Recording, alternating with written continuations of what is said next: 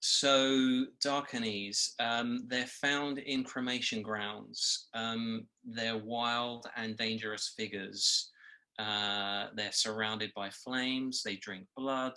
They're covered in bones, bone ornaments, carry dangerous weapons, sharp weapons. They trample on dead bodies. Um, pretty ferocious. They come in, and they come in different forms as well. And you can see at the lower part of that picture, you've got some dancing skeletons, some wrathful figures as well, who look like wrathful Vajrapani. Like you also get Darkers, which are the male form of the figure. I couldn't find any images of Darkers, but so we've got Darkanese. But the translation of Dakini is direction or space, and the Tibetan translation is sky dancer. So one who dances in the sky. So what does it mean? What does she represent? What's she trying to get at? Just this image, I like this one because it's like the mandala that we set up at the beginning, and with the Dakini in the center. So Sky Dancer, so representing the liberated energies of the mind, representing that kind of like upwelling, the thrill, the surge of energy that we can feel, that kind of real excitement and passion for the Dharma. I'm just going back to these images, like more images to show what we're going to talk about, these particular red figures. The ones we saw before standing were Vajra Yogini with the 2 feet trampling on the figures. This one's called Vajravarahi. They're not always red, but we're going to talk about the red figures here. This is Machig Labdrong, if I might be saying that incorrectly, but she was a 12th century Tibetan practitioner who established the lineage of Cho, which is practice of imagining the body being cut up and then being boiled in a cauldron and offered to the universe. So real sense of severing attachment to the self, to the body. And Sangharakshita says that Dakinis, he likens them to angels, and it makes me think of that Rilke line, every angel is terrifying. So encountering a powerful being can be pretty shocking even in itself, even if it's peaceful and benign. But the Dakinis have this sense of you enter the cremation ground and you kind of listen and you hear their the message. If you're tuned in, you can hear the message that they're trying to share. This blue one is a Padmasambhava manifestation of the Dakini, called Singa Mukta. She got a lion head, and it's Padmasambhava is manifested as a Dakini representing the Sangha, representing the Sangha jewel in its esoteric form. So coming back to this point about the thrill, the tremor, the unreleased energies, spiritual community can feel like that. Spiritual community can feel like it has this, perhaps not always pleasant, but a kind of like there can be this dynamic, incredible energy that gets released, say in conversation with a really good friend or with someone who really sees you and sees what you're experiencing and what you're going through. That can be so freeing, so liberating. So these images, and I think that was the last one, were just a more visual introduction to the image. And I'm now going to, each of us are going to talk about a different aspect of the Dakini, and the aspect that click to end slideshow. Yeah. So the aspect that I'm going to talk about is the aspect of her being naked. So, you know, we usually see Buddhas that are clothed and draped in fine silks and so on.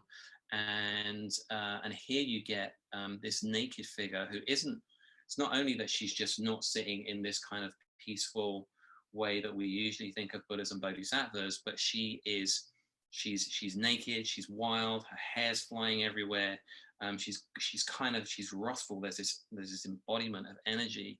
Um, and one of the things it said about Buddhas and Bodhisattva figures and how we can relate to them is to think, what would it feel like? What would it feel like if I was inhabiting that figure? What does that feel like as a state of mind? What would it feel like to be so completely free that you didn't even care whether you wore clothes or not? You just don't care about social conventions. They don't matter anymore. Um, uh, I was reminded, as I was thinking about this, of the Game of Thrones episode where Cersei does her walk of shame.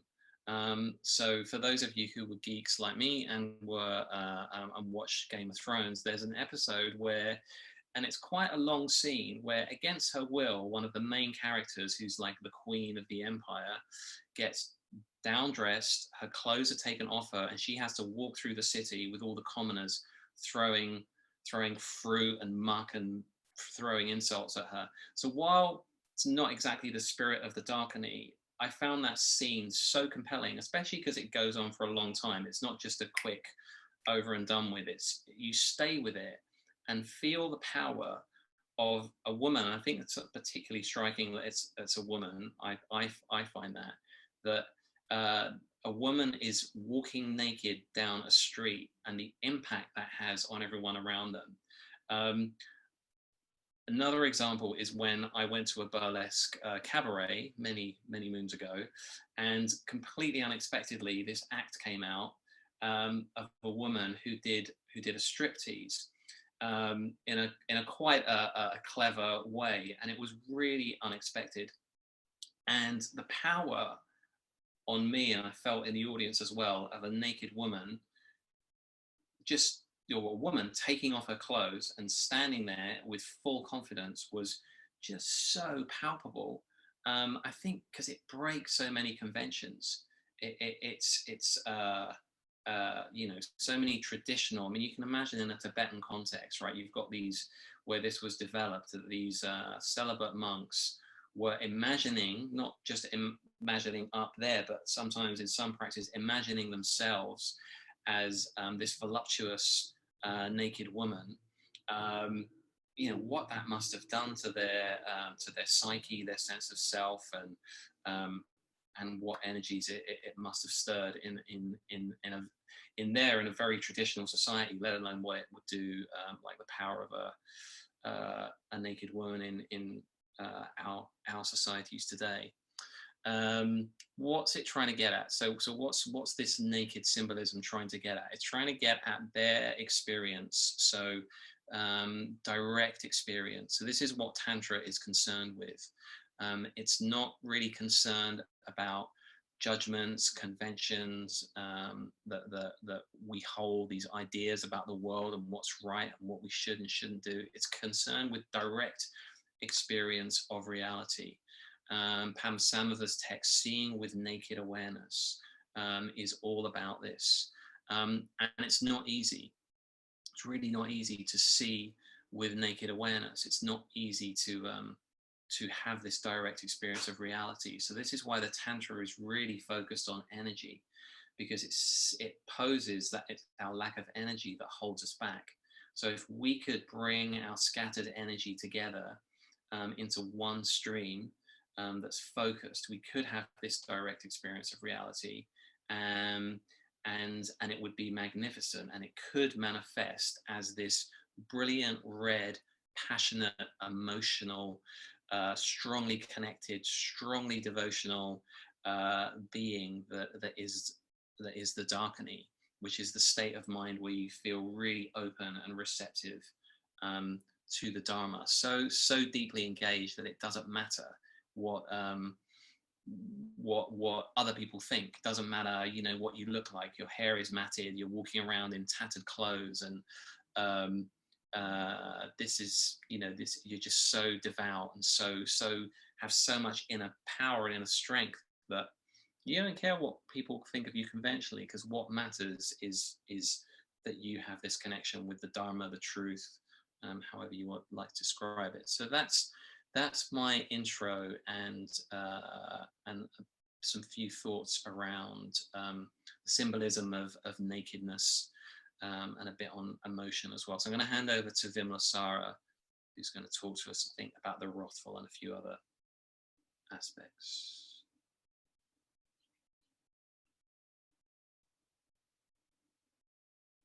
I think you're muted. So I am. Thank you. Thanks for that fantastic, fantastic intro. I'm just spotlighting and multitasking here.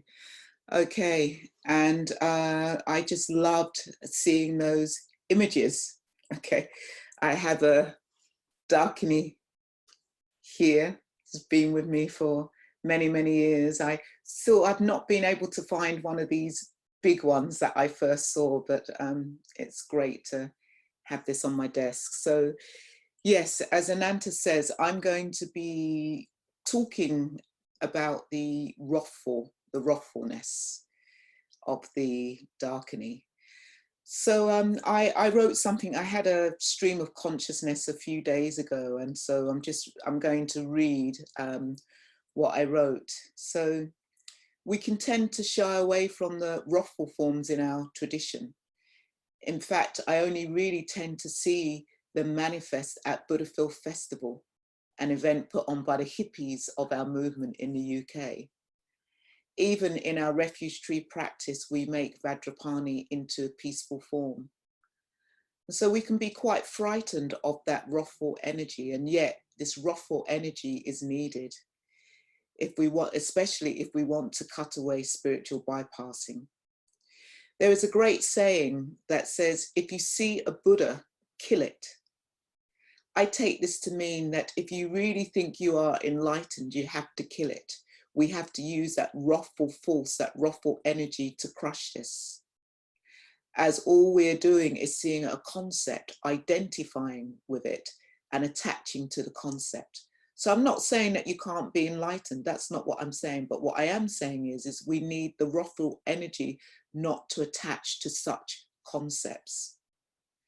In the Vitakka Thasana Sutta, and sorry, I'm a bit dyslexic, so I most probably haven't said it correctly, in the Vitakka Thasana Sutta, there's 5 ways to work with distracting thoughts. And the Buddha starts off really kind of quite sedately, you know, breathe in and out is one of the ways,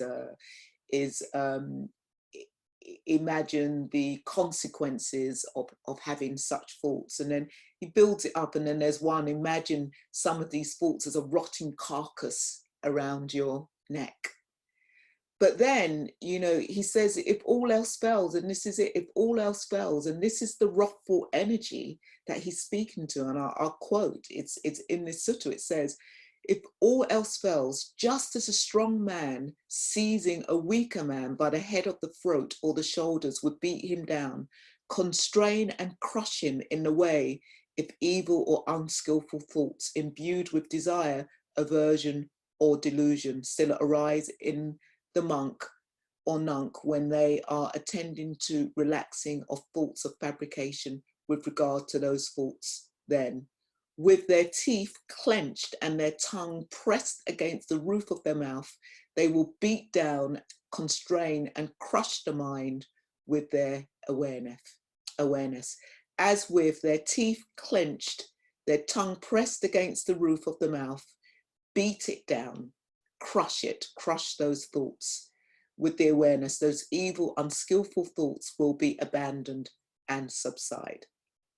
So the point I'm making is that there's a real purpose of this wrathful energy, and at times we are really going to need it, you know, and to really turn towards this. So wrathful energy is healthy, used in the pursuit of the good. And energy, as we know, is one of the parameters, one of the parameters. And we know that energy can shift and shape and show itself in many ways. And in one of the ways the wrathful energy is manifested is through the erotic form of the Dakini. Wrathful energy can be misleading. We must begin to see it as the finger pointing to the moon. What is wrathful energy pointing to? Right now, we have Dakinis and Darkers out on the streets in US, Canada, throughout the world, uprising and stamping their feet and raising their voice. And this energy is pointing to freedom, the freedom and civil liberties of oppressed people throughout the world. Freedom fighter Harriet Tubman used to carry a gun with her. She used to threaten black slaves with a gun because she would invite black slaves, people who were enslaved, do you want your freedom? And they would say, no, I'm staying, I'm staying. And she would point a gun to them and said, you know, you either come with me or I'll shoot you. Every single of those black slaves came with her. This is a wrathful energy. This wrathful energy is needed.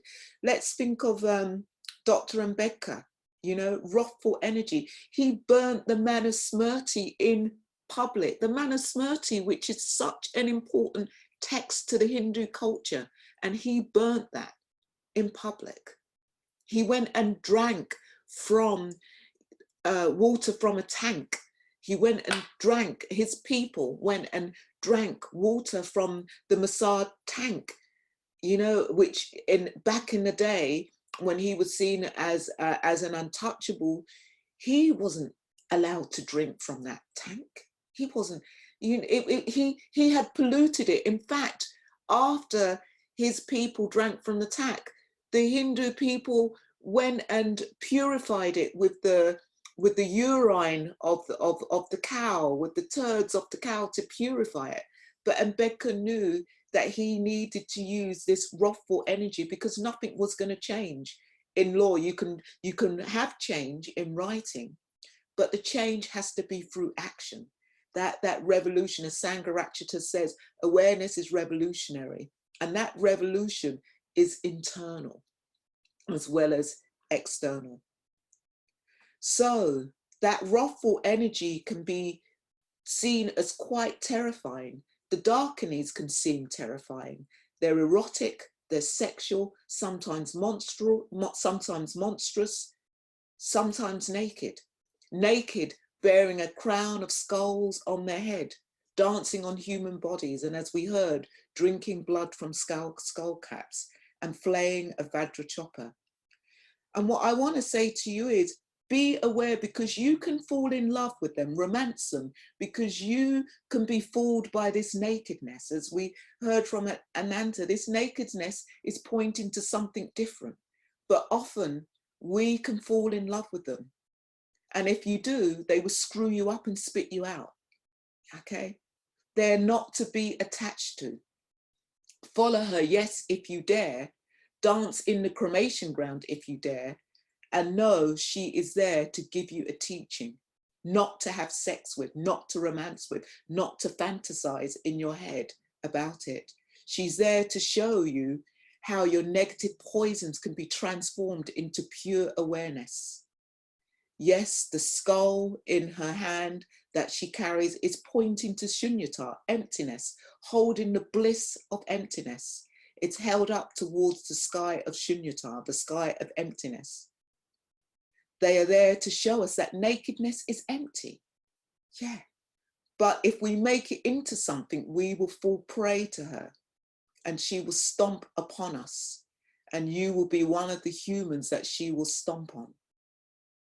So we have to let go of our Christian or whatever condition it is that we're told about nakedness. You know, if we think of Adam and Eve, you know, and the whole story of nakedness, we have to throw that out. We have to debunk some of these conditionings that we have grown up with. So what do you do if you see her nakedness? What is that nakedness pointing to? Pointing to her fierce love of the Dharma. The skulls upon her head represent the 5 Dhyana Buddhas.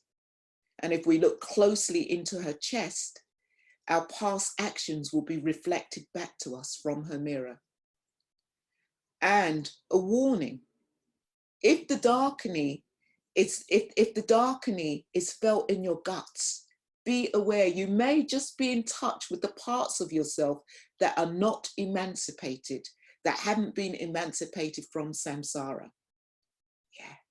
You may still be dwelling in those hostile mental states. Notice it, because the Dakini, this wrathful energy, is all about transformation. It's all about emancipating ourselves. It's all about, let me just say this thing, sometimes there is transformational learning and there's informational learning. And that informational learning is that we know what we know and we know what we don't know. And we go to the dictionary and we go to Professor Google to find out what we don't know, and then we know what we know. Transformational learning is stepping into the space that we don't know what we don't know. That's the transformational learning. And can we surrender to that in the cremation ground, to the place of what we don't know that we don't know? And the Dakinis and that wrathful energy has the capacity to take us into that place of what we don't know that we don't know. And so I'm just going to finish off just talking about the Vajra chopper. It's something that's been with me for many years. Mokshin Andy actually gave this to me on my Mitra ceremony. It has been between my breasts meditating. I tried to take it with me. I tried to take it with me on a retreat, but I couldn't take it across the border because of its blade. But anyway, this is the Vajra chopper. Yeah. And it's commonly, and in fact, what I would say is that actually this was like an Indian butcher's knife, okay? And it's commonly known as the knife of the Dakini. And it comes from the Tibetan tradition and originates from one of their deities who they call the Great Black One. And I didn't know this because I had to do a bit of informational learning on this one and go to Professor Google to really to learn a bit more about this. And it comes from the Great Black One, the Lord of the Vajra Pavilion, the Mahakala Pranyanata, who is a rough form with flaming yellow hair bearing the chopper in their hand. And the Vajra chopper symbolizes the wisdom of voidness. The chopper, that it chops away anything that gets in the way of enlightenment. It chops away the obstacles. It's the sharp edge of wisdom and chops away all those defects, okay? And sometimes that wrathful energy isn't enough. We need this Vajra chopper to cut away things. And I'll end with a personal story of mine where I really had to use that wrathful energy to crush it. Yeah, clench my teeth and crush it. So I was celebrating my 50th birthday, and it happened to fall on Thursday evening, Sangha night, and I was in Vancouver. And I wanted all the order members to come. And one order member said to me, well, I might be able to come. I don't know. I've got something happening. So anyway, the day comes and it's my birthday and it's my 50th, and I'm at the center and I'm leading this puja. And as I begin leading this puja, my mind goes to, where's this order member? This order member, and I'm going into some crazy stinking thinking about how this order member isn't coming, and I'm supposed to be leading this puja. And I just said, stop, in my head, stop. And in that moment, something shattered. That wrathful energy, something shattered. A part of my conditioning shattered. And I have just not been plagued with this thing of nobody's here for me, nobody loves me, or whatever. It just shattered. It shattered this delusion. So I really encourage you to think about the Dakini, the what the nakedness is pointing to, their wrathful energy. And if we need, it's to cut through those obstacles, and we can cut through with the stop.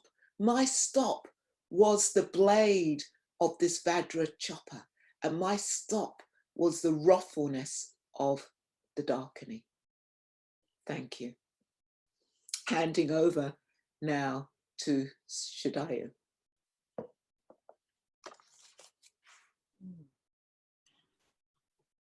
Thanks.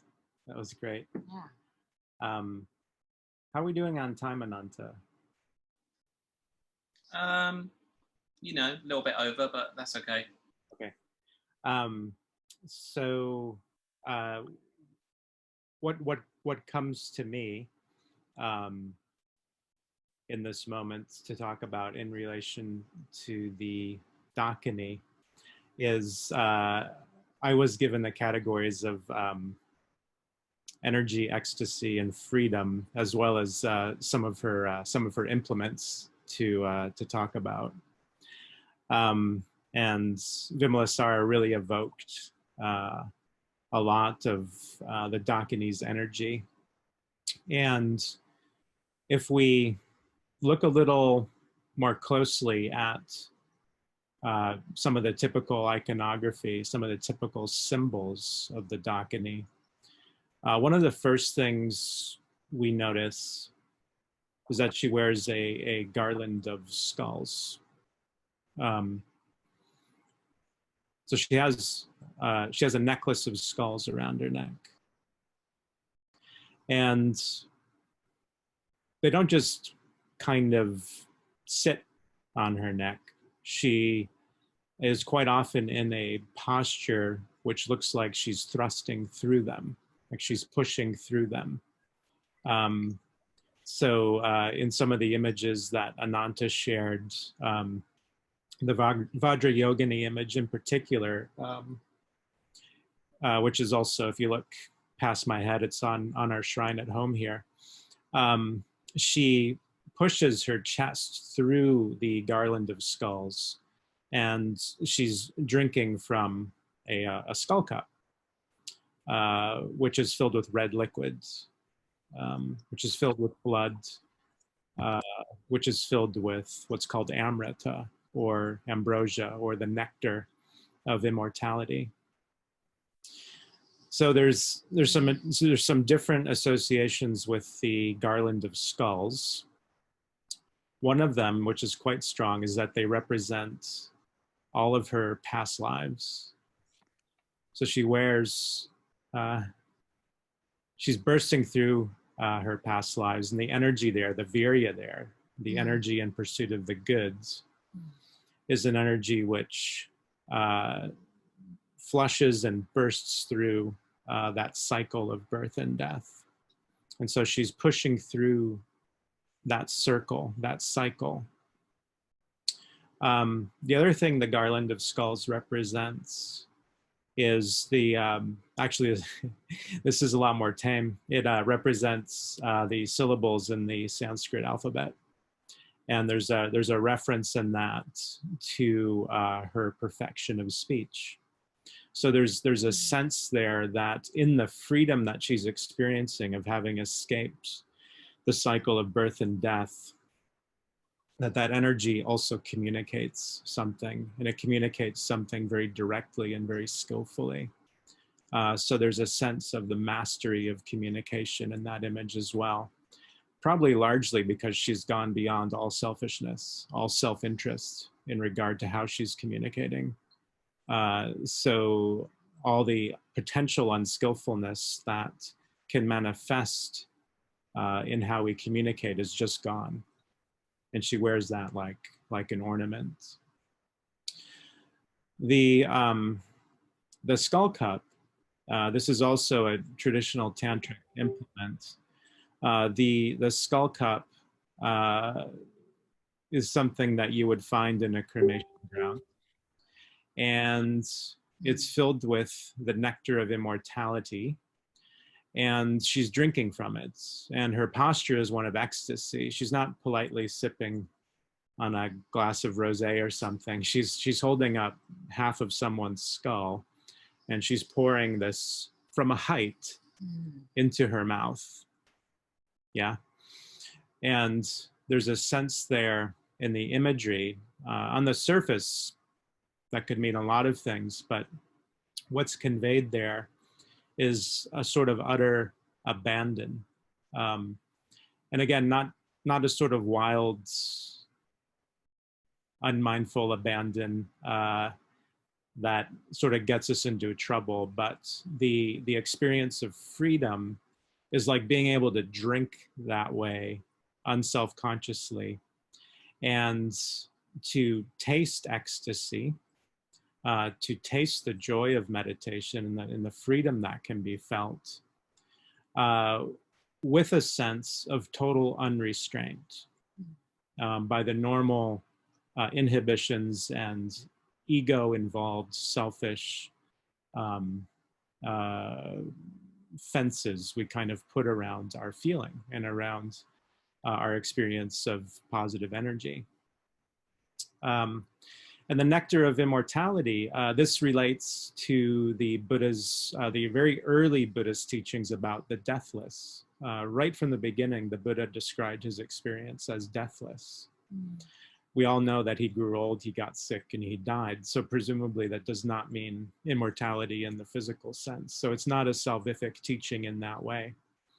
But what it points to is something much more mysterious. The Buddha said that he taught the middle way.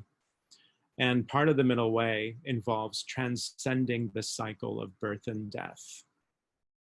We cannot describe what is in that space. We cannot describe it. And this comes back to that sense of being in a space where there is an unknowing, an intense unknowing, but also a gateway to freedom, to the freedom that allows you to drink from the deathless from a height, yeah, from a skull cup, from a height. The other thing I want to mention about her symbolism is that in the crook of her arm, she carries a staff. And this is a really interesting symbol. If we look at the imagery of Padmasambhava, who's a male figure, he also has the same staff in the crook of his arm. In his case, the staff represents her. The staff represents the Dakini. In her case, the staff represents him. It represents the Daka, or it represents the guru, in a sense. What we see there is a very strong symbol of integration. So the staff in her case represents the integration of, let's just call it the masculine in this case. So the energy that we would consider masculine, she has mastered that as well. She has integrated that in herself, and she has transcended the duality of masculine and feminine in that symbolism. So there's a coming together again of two poles of experience, or at least two types of energy that we have separate in our minds. She brings those together into perfect union. She transcends. She doesn't balance them out. She transcends. And that experience is an experience of coming home and of finding wholeness and of transcending the sort of existential emptiness that can plague us as human beings. And so she holds that in the crook of her arm almost casually. It's just there. It's just leaning in her arm. She's not like wielding it, waving at anybody. It's just casually in the crook of her arm. There are 3 heads on the staff, which have a lot of different meanings. They represent, and this is again a very strong symbol of integration. The heads are in various stages of decay, which is interesting to acknowledge, but They represent, on one hand, the realm of desire, the realm of form, which we experience in dhyana, and the realm of very subtle form, which we experience in the formless spheres within meditation. So there's a sense of a gradation of consciousness and an integration of those levels in the staff. And they also represent the three bodies of the Buddha, the historical body, the Nirmanakaya, the celestial body, the Sambhogakaya, the archetypal form, and the Dharmakaya, the deeply mysterious body of truth, which we cannot speak in words, which is also synonymous with shunyata. So there's a lot in her symbolism. And I think it's just worth reemphasizing that the energy there, the virya, is transporting. And there's a strong sense that it is, or actually what I should say is, we might be led to believe that this is very foreign, that this is very far from us, that how do we relate to that sort of energy?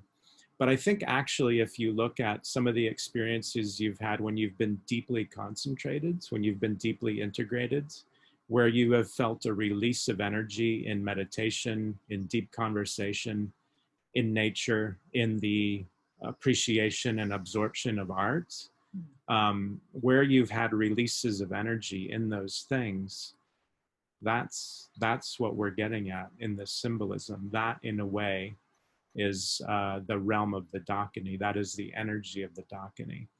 And so there's different ways to talk about her, and that is one of them, to talk about her as the energy we experience as we integrate and as we actually start to transform.